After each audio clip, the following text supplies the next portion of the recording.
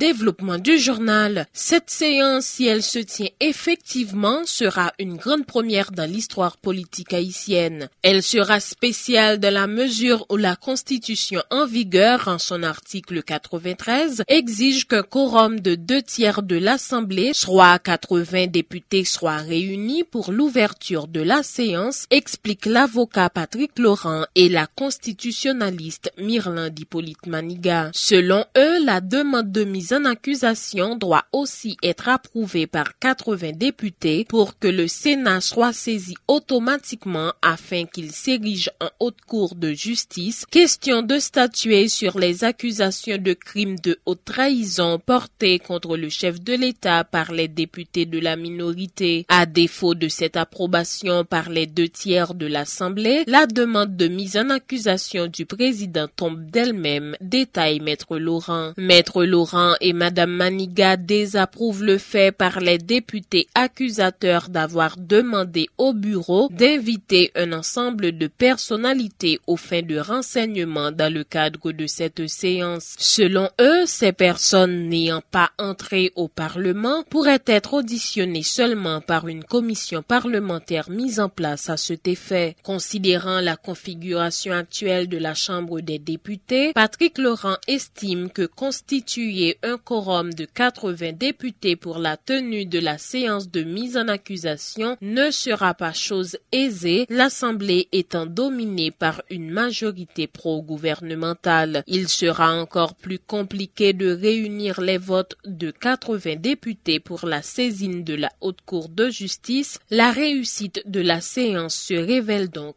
très hypothétique. Le député accusateur Abel Descollines défend lui aussi la décision d'inviter des personnalités, dont les anciens premiers ministres et ministres du PHTK à la séance, rejetant les déclarations selon lesquelles ces derniers n'ont pas d'entrée au Parlement. Selon lui, avant de poser la question, il faut déterminer le but poursuivi par les parlementaires à tenter d'expliquer l'élu de Mirebalais pour qui les citoyens, quel que soit leur statut, on doit d'entrer au Parlement. Écoutez les explications du député Abel Descollines. Nous adressons en correspondance au bureau de la Chambre des députés en date du vendredi 2 août 2019 et dans correspondance ça, dans lettre ça que nous adressons bureau étant donné que pas gagné en forme sacramentelle qui définit par la Constitution pour cette séance de mise en accusation, mais compte tenu le sérieux que nous-mêmes nous accorder et le sérieux nous consacrer avec dossier ça, nous proposer au bureau de la Chambre des députés une procédure pour que à la fois nous exposer documents de mise en accusation, mais nous souhaitons avoir au niveau de la Chambre des députés des personnalités, des hauts dignitaires de l'État, des anciens hauts dignitaires de l'État, pour permettre que nous puissions arriver à s'annouer l'administration de la preuve. La Chambre des députés, à travers cette séance, pour éviter toute ambiguïté, nous ne pouvons pas le transformer en tribunal. Nous sommes respectueux de la Constitution et des lois de la République et nous savons quelles sont nos responsabilités, qui côté nous devons commencer, qui côté nous devons finir. Moun sa yo nous mandé bureau chambre député à inviter, ça ne sera pas une forme d'interrogatoire. Non. Nous ne sommes pas une juridiction de jugement. Que tout le monde clair sous question ça. Démarche nous entendons bien entendu montrer avec la nation, avec pays, que ce n'est pas un groupe de députés qui n'ont démarche politique politicienne. Que ce n'est pas un groupe de députés qui n'ont démarche, par contre, prend le pouvoir à tout prix, j'ai qu'on dit au toit que je m'y mets. Non. Nous avons une démarche politique, scientifique, intellectuelle. Donc, à la fois, nous avons présenté des documents, mais nous demandons et nous souhaitons qui viennent présents à l'occasion de cette séance, c'est à titre d'information pour permettre que les collègues, qu'ils soient de la majorité, pour que, à l'issue des débats, lorsque vous pral voter, nous pas connaît dans quel sens vous pral voter, pour ne pas gagner aucun prétexte pour vous dire que à travers débat, à travers exposé, que vous pas joué une preuve suffisante pour mettre en accusation le président de la République.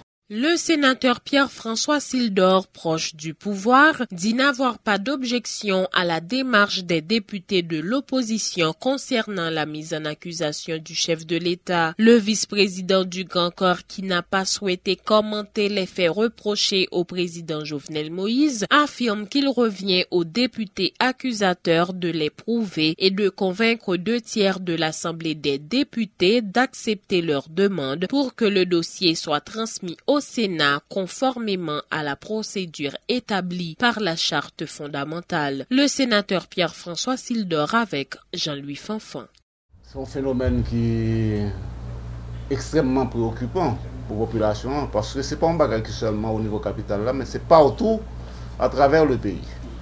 Et on a l'impression que gagnons pas on relâche non, on laisse grainer la question de sécurité là. Côté ou pas senti que la police prend situation comme on trouve par les cornes. Ou vraiment une minimisation maintenant de ça que tu as fait, de l'action que tu as fait. Et plus particulièrement, c'est une zone sud côté par là, en question pour rentrer sud là. Moi-même, sur le cas hier soir. On a deux phénomènes qui sont très troublants. Là, sorti pour au prince pour aller dans le sud, dans 4 départements. Vendredi, je vous assure que entre le stade Silvio 14 et Mariani, il me fait 2 heures de temps pour traverser. Parce que tout simplement, bicentenaire n'est pas bon. Ça, ce n'est pas la police. Parce qu'on a l'autre responsabilité du côté des autorités, que ce soit travaux publics, que ce soit la mairie, pour te faire travail bicentenaire pour empêcher calvaire ça. Que les populations des départements du sud-est, du sud de la Grand'Est dernier, et même la population Carrefour Mariani, là, tout près de l'organe de l'Ouest, a traversé. Donc, on a une action pas faite du côté des travaux publics, du côté maintenant de la mairie, et qui a facilité le travail, question la police. Mais le deuxième aspect, tout, c'est la police. Parce que, il faut bien connaître que village de Dieu, c'est une, zone Bolos, c'est une, Matissan, c'est une, en bas Carrefour, c'est l'autre. Donc, forte des actions maintenant, nous avons un gros déploiement, un gros dispositif de sécurité que tu as déployé dans l'area, dans la zone, ça, depuis le village de territoire national, descend en bas jusqu'à garde marine haïtienne. Mais on pas joué, vous sentez que la police, chaque jour, on a tombé, chaque jour, maintenant, le trafic est difficile, pas aucune action concertée des autorités de l'État, de la police, pour ramener le calme dans le boîte. Constituée depuis jeudi dernier, la commission spéciale chargée d'analyser les pièces du Premier ministre nommé Fritz William Michel et des membres du nouveau cabinet ministériel ne s'est toujours pas mise au travail, en cause de profonds désaccords sur l'élection du bureau de la commission, a révélé ce lundi le député de l'opposition Jean-Marcel Luméran, qui fait office de secrétaire rapporteur. Selon lui, les velléités du président du bloc majoritaire pro-présidentiel APR, Jean-Wilson Hippolyte, d'occuper à tout prix le poste de président de la commission, remporté par son collègue Hermano Exinor, pourrait susciter des suspicions. Le député Jean-Marcel Luméran. Le travail parlement n'est pas seulement résidé et dans logique des mises en accusation. C'est vrai que nous avons conditionné toute séance qui est capable d'arriver dans la Chambre des députés, d'abord par la tenue de cette séance de mise en accusation. Mais puisque l'Assemblée nous a concédé cette séance pour le mercredi 7 août, nous avons concédé aux possibilités pour que, en même temps et en parallèle, il y a la formation de la commission devant travailler sur le dossier des membres du gouvernement. Après que bureau Chambre des députés dans la séance jeudi 1er août, tu as formé la commission spéciale qui t'a doué analyser le dossier du Premier ministre et des membres du gouvernement. et bien ces députés au nombre de 9 étaient réunis pour former le bureau de la commission. Mais il y a un fait que nous qualifions de un fait irrespectueux, puisque après que 2 collègues qui étaient d'accord pour y aller aux élections pour la présidence du bureau, parce que nous-mêmes, nous travaillons en commission, pas un poste qui est plus important que l'autre, et pas gagner de bagailles particuliers, mais nous constatons que dans le cadre de la commission, il y a des collègues qui ont velléité pour occuper de fonctions là-dedans, t'assembler selon velléité ça, il y a un guise ou roche dans le cadre de ça. Donc, il y a 2 collègues, le collègue Emano, qui était candidat au poste de président, en face du collègue Hippolyte, et qui gagne chance, collègue Emano gagne chance de gagner élection présidence bureau, et depuis, les députés de l'APR, yo de manière irrespectueuse, levé quitter salle réunion côté élection t'a fait là et que yo abandonné le travail de la commission. Donc en ce sens, nous voulons dire à la population que nous autres de la minorité, nous autres de l'opposition, qui a fait gouvernement pas concerné nous, mais nous te bail possibilité à ce que si effectivement l'équipe au pouvoir a une volonté, même si ce n'est pas mon nouvel là qui va arriver former gouvernement en vrai, mais si vous voulez avancer dans la recherche d'une solution de la formation d'un gouvernement, et bien pour l'équipe de travail. Donc aujourd'hui, cette démarche est bloquée ou bien est handicapée par le fait que les représentants de l'APR au niveau de la commission, ils n'entendent pas intégrer le travail de la commission parce que ils n'ont pas gagné le bureau de la commission comme dans toute commission c'est qu'on est. Le sénateur Pierre-François Sildor est monté au créneau ce lundi pour dénoncer la situation d'insécurité qui s'installe au niveau de la périphérie sud de la capitale. Outre les exactions des gangs armés, le sénateur du département du Sud estime que l'inaction particulièrement du ministère des Travaux publics et de la mairie contribue à cette situation qu'il qualifie de très troublante. Le vice-président du Sénat recommande une action concertée par les autorités et le déploiement d'un dispositif de sécurité depuis le Théâtre national jusqu'à la marine haïtienne afin de ramener le calme dans la zone. Le sénateur Pierre-François Sildor avec Jean-Louis Fanfan. Chambre travaille de façon indépendante. Chaque chambre doit saisir un dossier dans la mesure où la justice pas saisit dossier sa constitution. Alors, s'il y a des griefs, des reproches, un bloc politique au niveau de la Chambre des députés, ou encore quelques députés, dans la mesure où ils respectent les constitutions et les règlements internes de la Chambre des députés, les cas faire mise en accusation, ils n'ont pas aucun problème. Il s'agira maintenant pour ces députés-là, encore ce bloc, de prouver ça reproché et de faire accepter l'accusation que vous portez contre le chef de l'État, que le fondé, et arriver à jouer un vote là. Même pas rentrer dans le bagage de député qui pour l'instant, ce n'est pas une juridiction de poursuite, et comme on commissaire de gouvernement. Nous quittons le fait question, les bagages au Sénat comme juge nous-mêmes. Nous avons regardé qu'ils ont traité la question ça. Même pas rentrer dans l'accusation pour nous. Mais sénateur, lecture, l'objet président, vous pensez que c'est un mérité pour mettre dans l'accusation? Pour le fonctionnement président, tout ça est reproché. Les sous-pensées, c'est pas injustice à faire pour mettre dans l'accusation. Non, c'est pas non, pas réfléchir sur lui-même. C'est ça que je ne peux pas dire, pas pour réfléchir sur ça. Et ça fait nous-mêmes, nous ne pouvons pas rentrer dans ça. Nous ne pouvons pas voir tous chefs d'accusation députés. Maintenant, le chef d'accusation, nous-mêmes, n'a pas apprécié. L'arrivée devant le Sénat, on a dit ah, député a été raison, il était fait accusation, on a apprécié chef d'accusation, il y a l'autre chef d'accusation, même pas qu'on est pour l'instant. Le sénateur Ronald Larèche a remis en cause ce lundi les circonstances dans lesquelles le très puissant chef de gang Arnel Joseph a été arrêté le 22 juillet dernier à Cavaillon. Il a invoqué notamment le fait qu'aucun acolyte du caïd n'a été appréhendé, aucune arme n'a non plus été confisquée, alors que Arnel Joseph, qui dispose d'un important arsenal, ne se déplace jamais seul. Le sénateur du Nord-Est, qui n'hésite n'hésite pas à parler de coups de théâtre, n'écarte pas la possibilité que la capture du chef de gang de Village de Dieu soit le résultat d'un arrangement des proches du présumé criminel avec la police pour qu'il puisse bénéficier des soins médicaux que nécessitait son cas, étant donné que son état de santé se détériorait. Les propos du sénateur Ronald Larèche. Bon, moi, je ne suis pas capable de laisser ça coup de filet, je vais laisser ça coup de théâtre. Et ça qui fait ça, il y a un bandit en quoi Anel, il bail des conférences. Les Anel a déplacé, il déplacé avec n'importe 10 machines, avec une dizaine de bandits, avec fusil d'assaut. Je dis à la, il a arrêté Anel, même mon bout de couteau, la police pas saisi. Même mon motocyclette, la police pas saisi. Pendant ce temps, tout le monde connaît les Anel a déplacé. C'est avec cortège, il est déplacé. Et il défiait la police plusieurs fois dans des interventions avec des unités spécialisées que la police a fait. Il a défié la police parce qu'ils sont bien armés et avec fusil d'assaut. Ils ont même un uniforme la police. Les a kidnappé les gens. Ils ont fait checkpoint normalement dans la zone de la Tibonite. Et je dis, ouais, la police a arrêté Anel.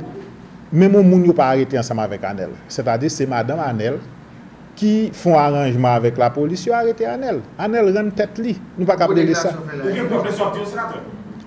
Si nous analysons les éléments, nous regardons nous dit son coup de théâtre.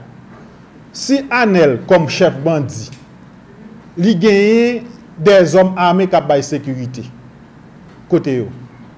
Pour qui ça la police pas arrêté Anel avec toute les cap de sécurité. C'est la information de l'autorité qui a facilité le déplacement des sous-avancés, ça lui même est entré en jeu pour que madame personne à partir des éléments et plusieurs fois Anel bail des conférences, nous voyons combien hommes Cavel. C'est pas pour la première fois nous entendons la police aller des Anel au niveau poste Pierrot, la police et sorti bredouille dans des interventions le fait. Et là, Anel a une ramification tout partout. Anel était poste Pierrot, l'a fait kidnapping dans tout le pays. Avec des ramifications, quelqu'un avec des soldats qui gagnent. Je dis à la comment la police fait arrêter Anel au niveau département du Sud, même mon bout de couteau, il n'y a pas un soldat, même moun yo pas qui était accompagné Anel. Son montage. Même moun qui accompagne, même moun qui dépose Anel là, ou pas même joindre. Qui est-ce qui t'a d'ailleurs montage ça? Ah, moun qui arrêté yo connaît. C'est-à-dire je dis pas capable féliciter. Dans un premier temps, je féliciter la police, mais après je pas capable les analyser éléments, je pas capable féliciter la police. Le leader du parti Petite Dessalines, Jean-Charles Moïse, a présenté ce lundi un bilan positif de son voyage au Venezuela du 24 au 30 juillet dernier. Il informe avoir non seulement rencontré les autorités de ce pays, mais aussi participé à un forum de 3 jours organisé à l'intention de plusieurs dirigeants politiques de gauche, issus notamment de Cuba, de l'Allemagne et de l'Espagne. Jean-Charles Moïse précise que les dirigeants vénézuéliens se sont dit prêts à continuer d'apporter leur soutien à Haïti à travers une nouvelle équipe gouvernementale. L'ex-parlementaire en a profité pour annoncer la reprise de la mobilisation dans le pays à partir du 14 août prochain, toujours dans l'objectif de réclamer le départ de Jovenel Moïse, l'arrestation des dilapidateurs des fonds vénézuéliens et la tenue du procès Petro-Caribé. Les propos de Jean-Charles Moïse ont été recueillis par Gido Terroné. Nous prenons décision pour nous mettre contre système qui est là dans le monde là et pour nous venir avec nouveauté pour soulager les gens qui sont dans la misère. Après ça, pendant que Venezuela, nous avons dit aux Haïtiens, le gouvernement vénézuélien parle avec nous. Particulièrement, le numéro 2 pays, Diosdado Cabello.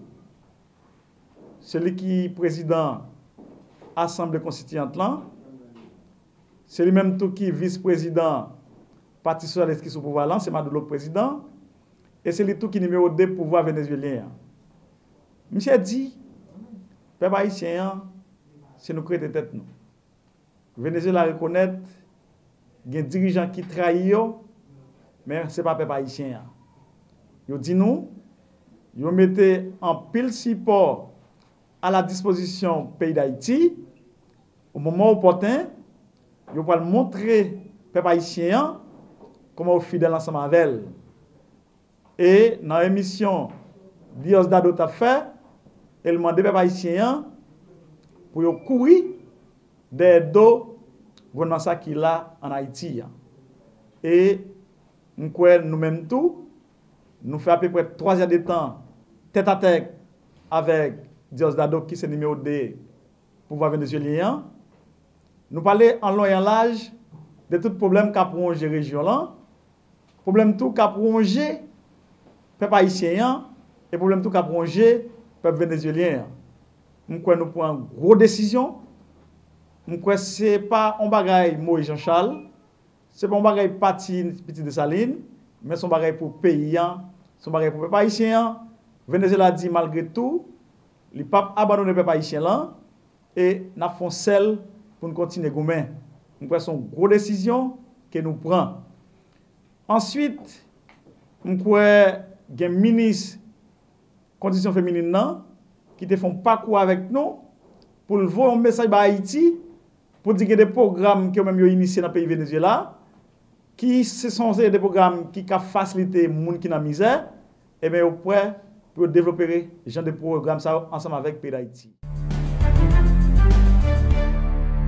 L'administration générale des douanes a collecté près de 4,5 milliards de gourdes rien que pour le mois de juillet 2019, ce qui représente un record par rapport aux fonds collectés l'année dernière à la même époque. Le précédent record était de 3,9 milliards de gourdes et c'était en décembre 2018. Parmi les facteurs évoqués pour expliquer cette performance, Romel Bell, le directeur général de l'administration générale des douanes, a cité le ralentissement des troubles sociopolitiques ces dernières semaines ainsi que les efforts consentis par son institution pour lutter efficacement contre la contrebande dans le pays. Romel Bell avec Judex Velima. N'a pas regardé recette là sans pétrole par là-dedans puisque faut que la population connaisse pétrole là c'est l'État haïtien qui subventionne. Ça veut dire autrefois et t'es une recette pétrolière mais je dis à l'y pas gain. Ça veut dire sans pétrole, on va regarder avec collaboration et participation tout douanier qui est sous territoire, collaboration, participation, direction douane du port de Port-au-Prince et spécialement directeur André Pierre. Donc, nous arrivons à collecter 4,5 milliards de gouttes, c'est pour la première fois dans l'histoire douane sans pétrole. Moins 10 ans encore. Avec collaboration tout employé douane dans la République là, douane haïtienne, douane d'Haïti, arrive à collecter 4,5 milliards de gouttes avec tout effort que nous faisons, malgré les perturbations, malgré les turbulences, mais nous arrangeons nous-mêmes pour nous arriver à collecter 4,5 milliards de gouttes dans le mois de juillet qui te gagné un petit calme apparent, bien que son calme apparent, mais il était arrivé à faire plus ou moins qu'à travail dans tranquillité d'esprit. La loterie de l'État haïtien fait face à des difficultés qui empêchent son bon fonctionnement, se plaint la directrice générale de l'institution. Marie-Margaret Fortuné, qui annonce de nouvelles mesures pour pallier cette situation, dénonce le fait que l'Association nationale des tenanciers de Borlette continue de collecter des fonds au nom de la loterie de l'État haïtien, alors que les deux institutions n'ont paraphé aucun accord en ce sens. Marie-Margaret Fortuné est au micro de Jean-Louis Fanfan. Nous connaissons un problème. Nous gagnons 2 tenanciers, alors 2 banques Borlette. Ou car ouais, c'est des gens qui ont en règle avec l'autre. Mais ANTB saisit machine. Son dossier que moi personnellement me transféré par le ministère des Finances pour le ministère faire suivi, parce que nous avons longtemps nous pas enregistré Kassayo. Depuis quelques temps, ANTB retourné. C'est lui qui fait le recouvrement sans pas aucune autorisation. On va parler de COBITB, nous avons des 602 qui écrit l'autre qui vont papier de qui dit payer ANTB toute année fiscale. Nous allons recevoir un good dans ANTB et nous avons dit les pour tout tenancier. L'autre national n'a pas aucun accord. Pas de rapport, ni de près, ni de loin. Depuis l'année fiscale, ça a commencé avec ANTB. ANTB, dans la date qui était 2 février 2019, le ministre des Finances a adressé une correspondance à moi-même, directrice générale de l'Autrien, pour dire que DGI recevra un chèque de 1 715 000 gouttes pour l'année fiscale 2017-2018. Je vais répéter pour tout le monde qui comprendre. Le 2 février 2019, le ministre des Finances a écrit personnellement pour lui dire qu'il recevra une copie chèque de ANTB qui dit qu'il versait 1 715 gouttes à DGI pour l'année fiscale 2017-2018. Ça veut dire que sous tirage avec Canel, ça va concerner le triangle, c'est taxe au pays DGI. ANTB doit le triangle 36 millions d'euros pour l'année qui passe, il ne peut jamais évaluer dette pour l'année 2017-2018, pour l'année 2018-2019. Et nous allons rentrer là bientôt dans l'année fiscale 2019-2020. Bon, même si le ministre a demandé pour te dire combien de temps pour nous, mais il faut nous dire nous pas voulons, et comme si nous avons dit, gagnons un matraquage qu'a fait.